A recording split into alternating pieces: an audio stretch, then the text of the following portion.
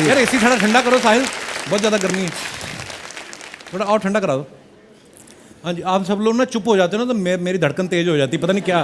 आप लोग अपना एंजॉय करिए, हम अपना काम कर रहे हैं, आप अपना अपना काम करिए। जिसके साथ आए अपना एंजॉय करिए, पीछे वाले खुल के कर सकते हैं, वहाँ तक कैमरा नहीं जाता।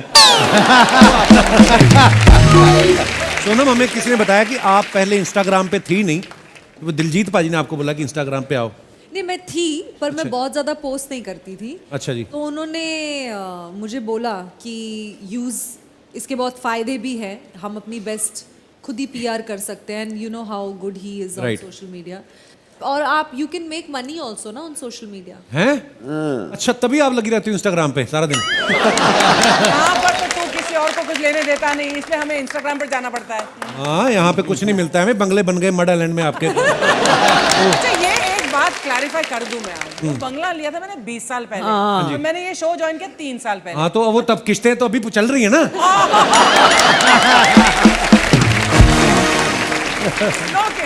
वहाँ पे गुरदास मान साहब का बंगलो भी है ना, तो वो ज्यादा जाते नहीं उधर, तो एक दिन दीवार फांद के कब्जा कर लिया उन्होंने।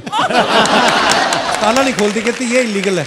उसमें क्या है, टाप के चली जाऊंगी मैं। एनीवेज, अच्छा पल्ला साहब, मैं आपको बताऊं कॉमेडी तो कमाल की करते ही हैं।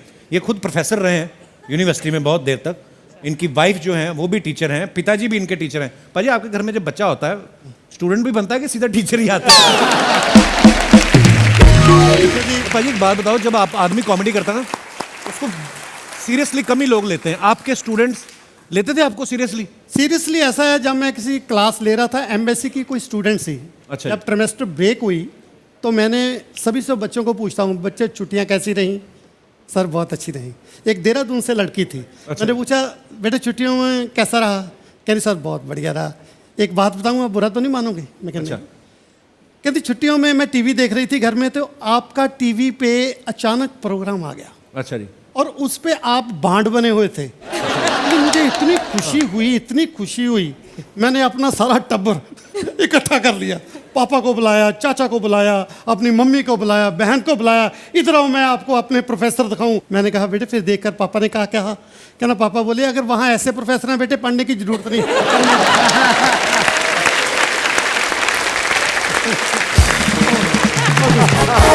टीपी पाजी का एक फेमस गाना है कॉकटेल फिल्म का, आप सबने सुना है, अंग्रेजी बीट पे। और ये गाने के पीछे की मैं आपको हिस्ट्री बताऊं, ये गाना इन्होंने कैफे में बैठे बैठे 2 घंटे में बना दिया था। पाजी कौन सी ऐसी ड्रिंक ऑर्डर की थी आपने, 2 घंटे में ही गाना बना दिया आपने? इज इट ट्रू पाजी? बिल्कुल, बना भी बहुत जल्दी। और मैं जेन्युइनली बताऊं कि कई बार गानों पे बहुत एफर्ट करते हैं, बहुत मेहनत करते हैं। ये गाना मैंने जेन्युइनली कभी डब भी नहीं किया। अच्छा। तो ये डम्मी था, मतलब वहाँ पे एक छोटा सा किसी के घर पे ही एक माइक सा रखा हुआ था। तो हनी वैंकूवर में था मेरे साथ, तो हनी कहता है कि पाजी ये बीट बहुत अच्छी है। तो मैंने एक राइटर को, इससे वीत बलजीत हमारे पंजाब के फेमस राइटर हैं, उनको बोला कि इस बीट पे कुछ लिख दो। तो उसने यही लिख दिया, मरजानी पौंदी भंगड़ा अंग्रेजी बीट थे। क्या बात है, बहुत बहुत बढ़िया, खूबसूरत गाना हो जाए फिर हमारे दर्शकों के लिए।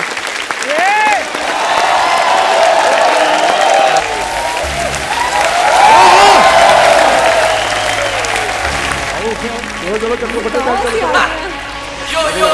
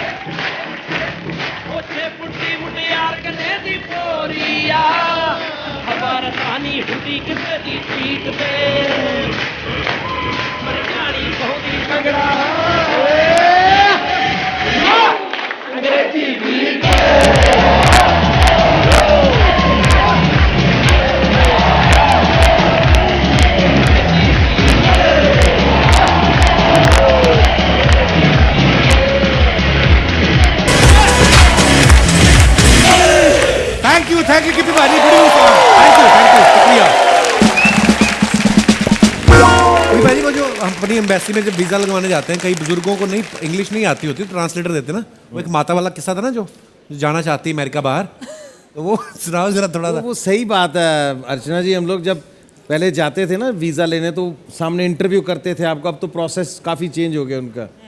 वो हमारे गांव की एक बुजुर्ग लेडी, अब इंग्लिश आती नहीं है और पता भी नहीं है सामने से क्या पूछा जा रहा है। अब वो उसको सामने से पूछ रहा है, कहते कहाँ जाना चाहते हैं आप? हैं? कहाँ जाना चाहते हैं? अमेरिका। अपना स्लैंग होता है अमेरिका को, है ना, अमेरिका। खड़े हैं साथ में तो वो बता रहे हैं, माता जी वो पूछ रहे हैं किस काम से जाना है आपको, है ना? ਇਹ ਜਿਹੜਾ ਆਪਣਾ ਰਾਜੂ ਦਾ ਮੁੰਡਾ ਨਹੀਂ ਵੱਡਾ ਬਿੱਲਾ ਉਹਦੇ ਮੁੰਡਾ ਹੋਣੇ ਵਾਲਾ ਹੈ वीजा ऑफिसर ने इंग्लिश में कहा कि then why you want to go there, there are so many doctors. तो उसने बोला, वो कह रहे हैं कि वहाँ पे बहुत डॉक्टर्स हैं, आपको क्या जाके करना है वहाँ पे अगर उसके बेटा होने वाला है तो? ਕਹਿੰਦੇ ਹੋएंगे डॉक्टर जो माइयां कर लेती हैं वो डॉक्टर नहीं कर सकते उसने कहा कि वो वीजा ऑफिसर कह रहे हैं कि इस आधार पे आपको वीजा नहीं दिया जा सकता। कहते दे दोगे वीजा तो अच्छी बात है, वरना बेटे ने टिकट तो करा रखी है, फिर बिना वीजे के ही चले जाए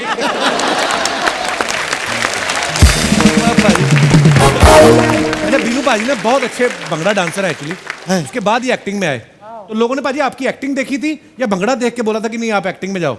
ਭੰਗੜਾ देख के बोले ऐसे कहते इधर आ जाओ कोई सीरियल सूरियल बनते नहीं थे भाजी, कुछ होता ही नहीं था। तो ऐसा था, सब लोग जब हम लोगों ने MA थिएटर एंड टेलीविज़न की तो सब लोग बोले कि वहाँ चलो, मुंबई मक्का मदीना है हमारे लिए, सब वहाँ जाओ जी। मुझे लगा वहाँ जाके क्या करेंगे, क्योंकि जान पहचान तो है नहीं है।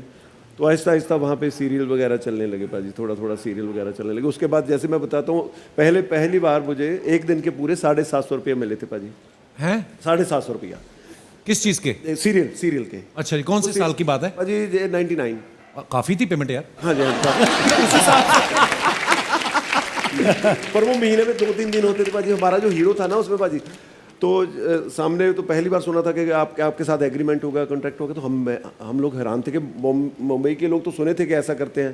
मैंने कहा यार कमाल है यार, चलो वेरी गुड। हम लोग अपने आप प्राउड फील कर रहे थे। तो सामने डायरेक्टर बैठा तो बोला, हमारे पास एक हीरो था हमारा बलकर्ण, उसको बोला कि देखो भाई, हमें तो समझ आ गई कि 750 रुपये बोले आपको पैसे मिलेंगे, आप सिलेक्ट हो, आप हीरो हो, और 750, ठीक है ऐसा। उसको जीरो नहीं सुना और उसने तभी रोक लिया, बात सुनो, हम लोग 1 मिनट के ब्रेक दे दो, हम लोग सलाह करके बताते हैं। साइड पे लेके गया, बोला जवाब ना दो, 75 रुपये मेरी रहने कल तो नहीं कुछ जा रहा 75 रुपये कम कर लूँ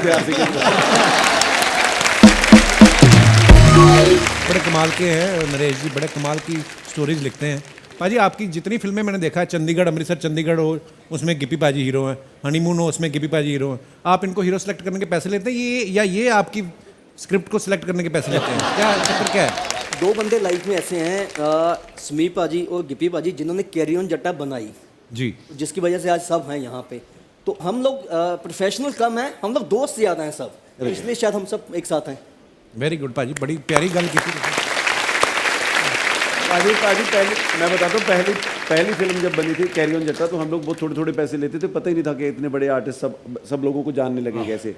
तो पाजी उसके बाद हम लोगों के पास काम आने लगा, तो पैसे ऑफर होने लगे, बोले कोई 10 लाख ले रहा है, कोई 5 लाख, बहुत बड़ी अमाउंट थी हमारे लिए पाजी। पहली कैरी ऑन जट्टा के बाद हम लोगों ने एक फिल्म की, उसमें समीप कंग थे, नरेश जी थे और मैं था पाजी। एक प्रोड्यूसर आया करता था वहाँ, प्रोड्यूसर बोला था कि मैं प्रोड्यूसर हूँ, साथ में गनमैन हुआ करते थे। तो बोला आप तीनों को साइन करना है पाजी। हम लोग कुर्सी लाओ इधर, कॉफ़ी लाओ इधर, फटाफट। हर रोज बैठ के हमारे दूसरे सेट पे पाजी हमें देखता होता था, वेरी गुड, अच्छा कर रहे हो, वेरी गुड। साइन करके नहीं जाता था पर पाजी। उसने पूरा 35 दिन की फिल्म हमारी ऐसे शूट होते हुए देखे, हम लोग बोले साइन करके नहीं जा रहा पाजी। तो हम लोगों ने देखा भाई ये ऐसा फ्रॉड लग रहा है, हमें भी रहने दो। उसका अचानक एक दिन फ़ोन आया, वो जलंधर से था। तो कोई भी बोलता था हमें जब आपको साइन करना है, कहीं भी चाहे लाहौर बोल दे, पाकिस्तान, हम वहाँ भी चले जाते थे, कर लो साइन यार। तो उसने बोला कि जलंधर आ जाओ। तो हम तीनों ने गाड़ी उठाई, जलंधर चले गए जी। जलंधर जब देखा उसने 150-200 बंदा इकट्ठा किया, सबके साथ फोटो चल रही है पहले, ऐसे कि फ्रॉड है यार, ये नहीं करता। तो कहता नहीं साइन करके भेजेंगे आज कल। मैं कहा अज जे साइन ना किया इन्होंने, अपने अगे तो फिल्म नहीं करनी ये भाजी की हो रहा साइन सून कर नहीं रहा, फोटो खिंची जा रहे हैं, समोसे खाई जा रहे हैं सारे, 10-10 20-20 फोटो हो गई साड़ियाँ, 700-800 जो फोटो हो गई भाजी। अचानक खबर आई कहते 2 बंदे होर आ रहे थे, उन्होंने एक्सीडेंट हो गया, उन्होंने करी ਉਹਦੇ रिलेटिव 2 बंदे और आ रहे थे। हाँ जी, हमें साइनिंग अमाउंट तो क्या मिलनी थी, और किसी का ब्लड, कहते उनको ब्लड चढ़ेगा भी, किसी का ब्लड मैच नहीं किया, हम तीनों का ब्लड मैच कर गया।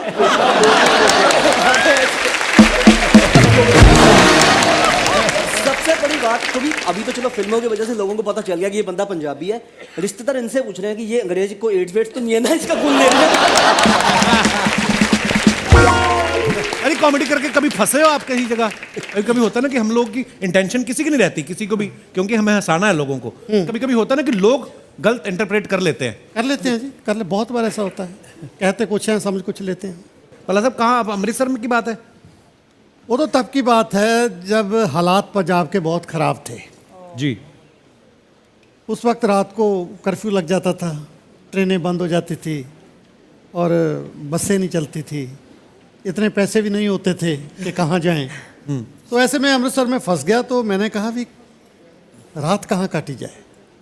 तो मैंने सोचा भी यार इतना टीवी पे आते हो, फिल्में करते हो, सीरियल करते हो, कोई तो पहचानेगा, ये कब काम आएगा, किसी से जान पहचान बढ़ाओ। मैं किसी के घर में गया, दरवाज़ा खटखटाया, हाँ जी, मैंने कहा जी मैं टीवी पे आता हूँ, कहना हमने कब रोका है, आई जाओ। मैं कहा जी गल ये है कि मैं लुधियाना से आया हूँ, मेरे पास पैसे नहीं है, ना कोई रिश्तेदार है, मैंने रात काटनी है, अगर आप मुझे टीवी पे पहचानते हो तो मुझे एक कमरा दे दो, मैं कोने में सो जाऊँगा। ऐसे कैसे को आपको कमरा दे दें, आप अजनबी हो, हम आपको जानते नहीं हैं, ये बहू बेटियों का घर है, हम कैसे दे दें। उसने बोल दिया, मैं बाहर आ गया, किसी और का दरवाज़ा खटखटाया, फिर वो बाहर आया, हाँ जी, मैं कहा जी रात काटनी है, अगर आप मेरे को पहचानते हो तो मुझे को एक कमरा दे दो। ये बहू बेटियों का घर है, ऐसे कैसे अजनबी को कमरा दे दें, कोई और घर देखो। फिर मैं सोचूं भी मुझे तो वही कमरा देगा, घर देगा रहने के लिए जिसके घर बहू बेटियां ना हो। इतने शहर में कैसे पूछा जाए, देखा जाए कि इसके घर में बहू बेटियां नहीं है। फिर मैंने दूर देखा, एक फार्म हाउस जैसा था, छोटी सी लाइट जग रही थी, मैंने दरवाज़ा खटखटाया, एक पहलवान सा बाहर आया। अच्छा, हाँ। पूछा हाँ क्या चाहिए तुमको? नहीं चाहिए तो कुछ नहीं, मैंने तो सिर्फ यही पूछना है, आपके घर में बहू बेटियां हैं? आपने क्या करना है? मैंने कहा रात काटनी है।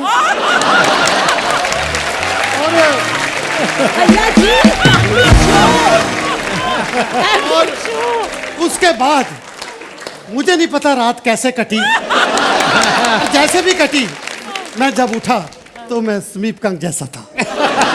इतना फेंटा उन्होंने मेरे, तो अल्फाज ऐसे फिसल जाते हैं कई बार। और एक सबसे बड़ी प्रॉब्लम पल्ला साहब की ये भी है कि इन्होंने चाहे क्यूज देने हो या कुछ भी हो, कैमरा फेसिंग होनी चाहिए इनकी। हाँ, yes. मतलब एक जब कैरी ऑन जट्टा 2 का क्लाइमेक्स हम शूट कर रहे थे, सोनम मेरे पीछे बाइक पे बैठी थी, सब चेज हो रही थी, सब पीछे पीछे अपने, कोई मोटरसाइकिल पे, कोई स्कूटर पे, सब पीछे पीछे हैं। तो पल्ला साहब और उपासना जी पीछे वाले स्कूटर पे थे। पल्ला साहब जोर जोर से आवाजें मार रहे हैं, गिप्पी गिप्पी। मैं कहा पाजी की होया, कैमरा किथे आ? मैं कहा पाजी ड्रोन शॉट चल रहा है, ऊपर है, हली हली। अच्छा, इनका था कि इन्होंने आवाज मारी थी, जस रुक जा, तो अब ये बोल रहे हैं जस रुक जा।